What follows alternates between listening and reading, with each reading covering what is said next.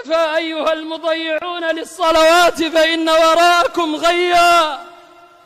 كفى أيها المانعون للزكاة فإن وراءكم نارا تلظى.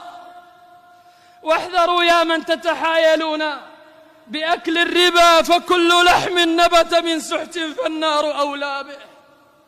تبصروا يا من غرقتم في متابعة المقاطع الشائنة والقنوات الهابطة، فالله مطلع بحالكم. إن الحمد لله نحمده ونستعينه ونستغفره، ونعوذ بالله من شرور أنفسنا ومن سيئات أعمالنا. من يهده الله تعالى فلا مضل له، ومن يضلل فلا هادي له. وأشهد أن لا إله إلا الله وحده لا شريك له، وأشهد أن نبينا محمدًا عبده ورسوله. يا